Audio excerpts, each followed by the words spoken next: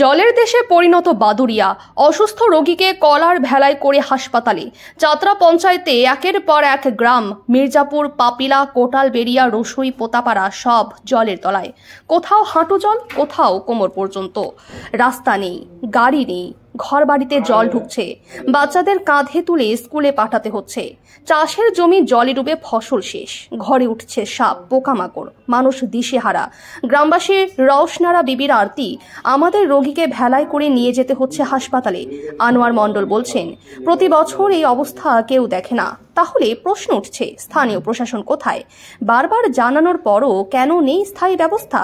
যাত্রা পঞ্চায়েত প্রধান আসলাম উদ্দিন জানাচ্ছেন, ইচ্ছামতে খালের পলি সরানোর কাজ চলছে, এরপর পদ্মা যমুনাও হবে পরিষ্কার। কিন্তু ততদিন জীবন কি এভাবে ভেসে যাবে জলের স্রোতে?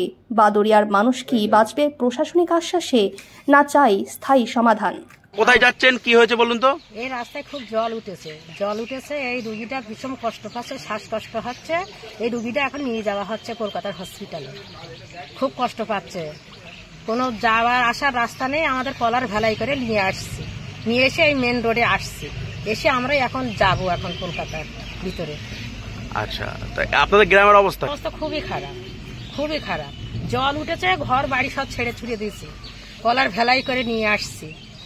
খুব অবস্থা খারাপ, বাচ্চা কাচ্চা। বাংলার স্বাদে বাঙালির সেবায় মা বাসন্তী হোটেল অ্যান্ড রেস্টুরেন্ট, ঠিকানা পোক্তাপুল, নারায়ণগড়, পশ্চিম মেদিনীপুর। আমাদের এখানে সকাল, বিকাল, দুপুর এবং রাত্রিকালীন আহারের সুব্যবস্থা রয়েছে। সুলভ মূল্যে আহারের একটাই ঠিকানা, মা বাসন্তী হোটেল অ্যান্ড রেস্টুরেন্ট। আমাদের এখানে সমস্ত ধরনের খাবার অর্ডার নেওয়া হয়। প্রোপ্রাইটার ঝন্টু গেড়ে। Mobile number 9732543245। পরিস্থিতি কি কারণে? এই দেখছেন তো আপনি সবই, প্রত্যেকবারে এরকম আমরা এত জলের ভিতরে বসবাস করি। একটা বাচ্চা স্কুলে নিয়ে যেতে কাঁধে করে, একটা রুগী নিয়ে যেতে কলার ভেলা ছাড়া আমাদের কোনো রকম কোনো লাইন নেই। খুবই অসুবিধার ভিতরে আমরা গ্রামে। তাই মাননীয় মুখ্যমন্ত্রীর কাছে আমাদের আবেদন, উনি যেন বিষয়টা ইমিডিয়েটলি দেখে। আমাদের বাচ্চাদের খুবই অসুবিধা, আমাদের অসুবিধা। গ্রাম একদম পুরো জলের তলায়, আমাদের এরকম পরিস্থিতির ভিতরে আমরা বসবাস করছি। আপনারা কি চাইছেন? আমরা চাইছি দাদা, আপনার গ্রাম পঞ্চায়েতের সলুয়া এলাকায় দেখা যাচ্ছে, এলাকায় ব্যাপক পরিমাণে জল জমে গেছে, তাদের জনজীবন একেবারে ব্যাহত। এলাকাবাসীরা স্কুলে যেতে পারছে না।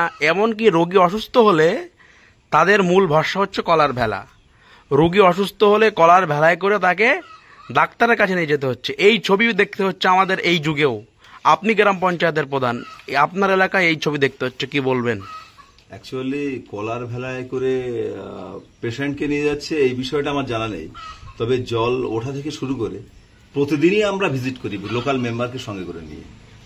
অ্যাকচুয়ালি এই জল জমার ব্যাপারটা তো মানে প্রশাসনের সর্বস্তরেই জানে যে এই জল জমছে বলে ইছামতি পলি পড়ার কারণে এবং এই পদ্মা যমুনা দুটো জায়গাতে পলি পড়ার কারণে এই জলগুলো জমছে। এবং এই পলিকে সরানোর জন্য অলরেডি সেগুলো কিন্তু প্রসেসে আছে। ইছামতি কিন্তু সংস্কার শুরু হয়েছে, এই নিয়ে মানে টেন্ডার করা হয়েছে, টেন্ডার পাস হয়েছে, টেন্ডার যারা কাজ পেয়েছে ওয়ার্ক অর্ডার তারা কিন্তু কাজ করছে। ইছামতি সংস্কার চলছে এবং কিছুদিনের মধ্যে আমাদের পদ্মা এবং যমুনা ধরবে। কারণ ইছামতিটা আগে নিচু না করলে পদ্মা যমুনার জলটা ওখানে নামবে না। সেই জন্য মানে আমরা যত তাড়াতাড়ি সম্ভব প্রশাসনের উচ্চপদস্থ আধিকারিকদের আমরা এই বিষয়টা আমরা জানাবো নিঃসন্দেহে, যে আমরা যত তাড়াতাড়ি সম্ভব ইছামতি সংস্কার করার পরপরই আমরা যাতে যমুনা এবং পদ্মা সংস্কারে নামতে পারি। আর আমরা যেটা আপনি বলছেন যে এলাকায় মানে ভেলায় করে নিয়ে যাচ্ছে, আমরা নিশ্চয়ই, আমি প্রধান, আমি কখনোই চাইবো না যে সমস্ত জায়গায় মানে মানুষ এত দুর্বিষহ জীবনযাপন করুক। কিন্তু আমি কিন্তু এই কদিন যেভাবে আমি ভিজিট করছি তাতে এখনো বিরাট কোনো খারাপ পর্যায়ে গিয়েছে আমার জানা নেই। তবে আমরা